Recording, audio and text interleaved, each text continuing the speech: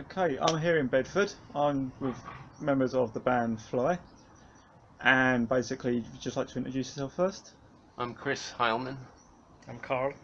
Okay, just tell us a bit about your band, like how it all came together and everything like that. Right. How many hours you have? No. Okay. It's a pretty long story actually, but trying to be very short. I was introduced to Keith through a common friend. Keith being singer. Keith Gladys in New York. Lives in New York. And we started just trading demos with no really big plan in mind, just some little bit of curiosity and see if something like that could ever work. And I like the fact that he comes from a very different background. He's more into his alternative electronica, indie, experimental things. He does a lot of live events kind of things, and it was just interesting for that. Sending demos to a few months without really thinking about any big plans. Then I started to get very interested because the results were very good. I mean, it was coming up with things that I was not really Expecting at the beginning. So the song, my original ideas were sort of like developing in new direction thanks to his singing, which was very interesting. So we started saying, all right, well, maybe it's it could be a good idea to sort of like put other people in this project and see where we can go with that. And so I contacted my friend Elisa in Italy, who I had met a few years before, and I thought it could have been a very good contrast because Keith having his background and Elisa being on the other side a very sort of like classic prog kind of musician. And me being sort of like a wanderer, sort of like music taste and genres. I thought it could be a very good or strange combination. And so it was, months passed, more sort of like sending stuff around. Lisa came over a couple of times to record keyboard parts, and sounded very good.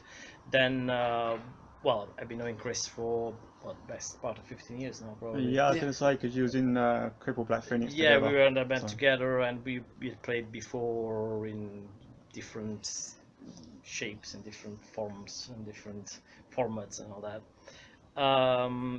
And then finally Matthias, the drummer, came in. Strange enough, it was the last piece. Usually should be the first one. The drummer, you think it's the first completely element. the wrong way Yeah, around. this one was kind of like totally upside down. And the songs were completed, but Matthias was recording his drums and said, "Oh, do you mind if I work on some other stuff, like a few synths, few electronic things and all that?" He has his own recording studio in Stockholm, which is full of vintage instruments, and he likes his mellotrons and his analog synths and all that. And it came back. And he came back with all this crazy stuff. I mean, I was expecting the usual 10, 12, 14 tracks of drums to mix, and there was like this folder, and there was another folder with extras. And I was like, and I would unzip it, and it would be like 25 tracks of instruments I never heard of before, and there would be like Buddhist chants and stuff like that. And Whatever, all really, really great stuff, though. Cool. Yeah. Yeah, So then, it was good because it kind of like added another layer, another element, and yeah, it was brilliant. And then the whole thing was me going crazy mixing all that. Okay, because, cool. Yeah, because obviously the question I was going to ask next was how would you describe your sound? I'm really not good at describing the sounds of my band or any other band. No, I mean, yeah, it is what it is. Have a listen. That's the only thing you can do. Yeah. Okay, on your website for the band, it says that you began as strangers, sending ones and zeros across the Atlantic Ocean, and that you managed to make an album with not even meeting each other. How exactly did that work out? It's first of all, I confirm that it's true. We as a band, we never actually met all together in the same room. Well, until well after the end of the record. At least 6 months after we'd actually finished making the record. Yeah. So well, it just works out. I think it depends a lot on the kind of music and the kind of production you are going for. If you're working on something which relies on improvisation and sort of like feedback in between musicians, just like a live feel, is not going to work. But if you're going for a more sort of like Structured thing. yeah, structured production, then actually it could be, I would say, very beneficial as well, because you are avoiding all the sort of like working late hours in rehearsal room and try to think All of the pitfalls kind of go away. Yeah, You just you end up, and also there's the other thing where you're getting something back that you wouldn't normally have thought of yourself, and you're getting it completely untarnished, something completely new, and then you have to respond to that. and So- you have the time to respond to that. It's not that you are in a rehearsal room or in a studio with the clock ticking and thinking, oh my god, I have to come up with the goods now. You can say, okay, this sounds great, let me live with that for a week, I'll listen to it a few times in the car or something, and think about how to Yeah, because I'm develop the guessing idea. you can like pick out your part, and then just pick out where you've gone wrong, and obviously correct that.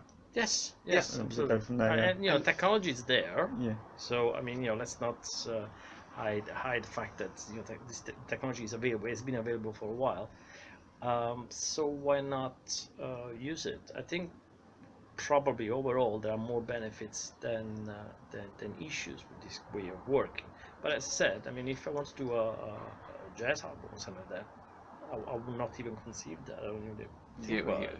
You wouldn't consider doing it that way, but Yeah. but when it is structured like that, it seems to work really well. Okay, cool. Your album I Time was released through Laser's Edge in September 15. How do you feel the album's gone down with the fans and obviously people in general? Well, considering it was a kind of like a little bit of an experiment and a little bit of a shot in the dark, you know, we didn't really know each other, at least not to the extent that we do now. And also, it was an experiment in the way we produced the album.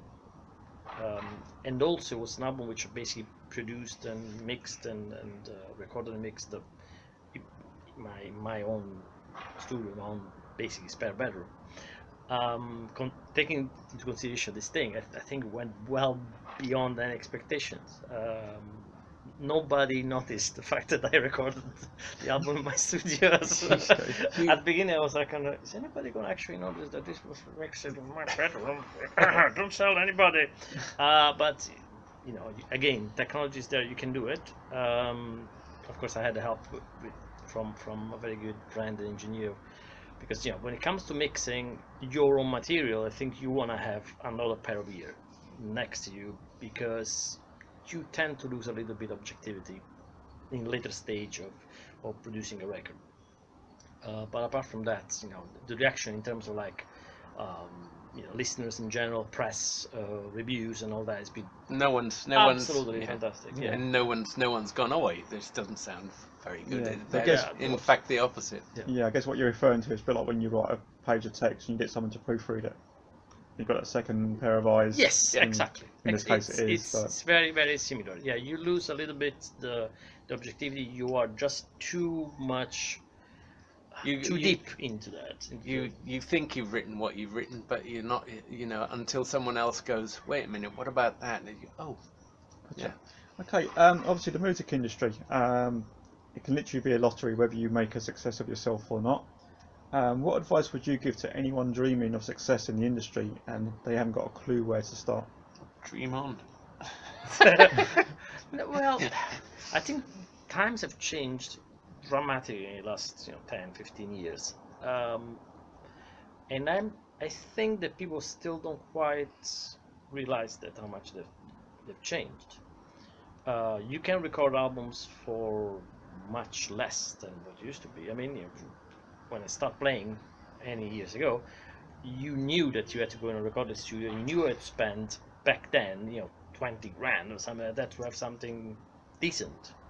Then the prices went down, and now basically, I mean, it depends on how you are inclined. If you're a little bit more of a music geek like me or not, but you can do a lot by yourself. So there is a little bit of a democratization of music in terms of like, things can be done on a very sort of like DIY level, and you can do a lot in that direction. So the first thing is, unless you're dreaming of becoming the next X Factor or whatever things are called, pop star and all that. Well, the first thing is measure your own steps. Do things without sort of like going off your head and saying, well, but we need Mr. X to produce the album, and then I need, I don't know, this equipment and that, and then we need to go to the studio and then all that, and then we need to go on tour with the big bus and all that. If you know your things, if you research around and like read about it and all that, you can do a lot with very little, and that already puts you in a very good position, because you're not investing your future or your past or your mom's money or whatever in anything. And so the next question is, what is success? How do you measure that? Yeah, true. Because obviously, I'd call it steps, because you start off, you're at the bottom of a long ladder, and you do a few things, and you got to take it step by step, and you reach the level you want to reach. That's, if you reach what you do, I class that as success. Yes. Obviously, others might say, you've got your actual Roses of Guns N' Roses. They're the biggest band in the world, basically.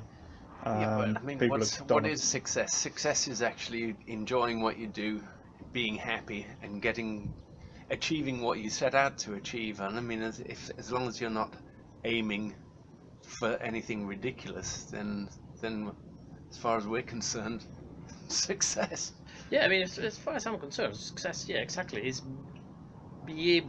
be in a position of developing what I want to do. So I don't know, maybe this might sound kind of like a sort of like a limited view of what success is. I don't know. It's very personal. For me, that is success, because being free of recording things at 4 o'clock at night when the idea comes, and you're just so into that, and you think it's great. Yeah. At that time, maybe in the morning you think it's horrible. But anyway. And obviously, it can go too far sometimes. You hear of celebrities that have got really, really successful and just can't handle it. Yes, that's another thing. I mean, also, another big question that is sort of like behind this is that, yeah, but why do you want to be successful? Do you want to be successful because you actually enjoy the music and enjoying the act of creating music or performing it, whatever it is, recording it, express yourself, develop your musicality, and communicate something, pass on some emotions, some messages, whatever it is? Or is it because you have a chip on the shoulder, or you have some issues and all that, and you need to sort of like attention?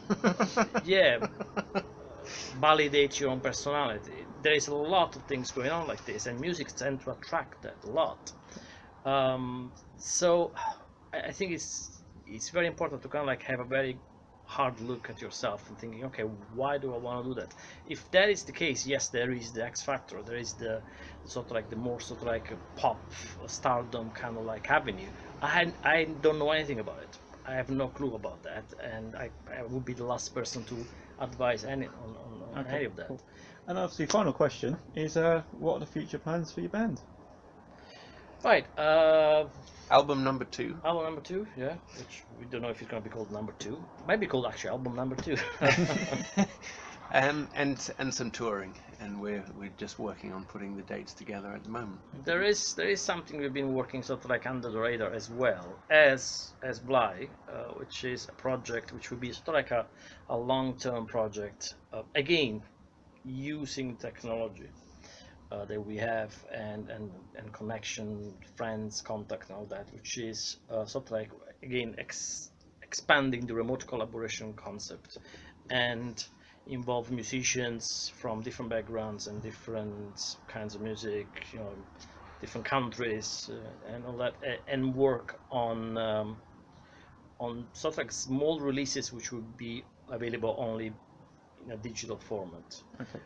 And this will be a little bit more, I would say, a little bit left field, experimental side of things. So we're not expecting big sort of like attention on that. We're not expecting big sales, but it will be something to do, again, for love of it, because we know somebody in the States who would like to work with some of our tracks and turn them into something different. Send them some files. Send them some files, receive some files, works. It would be basically collections of remixes, experiments, outtakes, all things which is not stuff you want to listen in your car while driving. It would be a little bit on the experimental side and all that, but just things that wouldn't otherwise see the light of day. Just put them out there. Yeah, That's fine. We could just imagine like you two on stage and all the other three members appearing by video screen or something.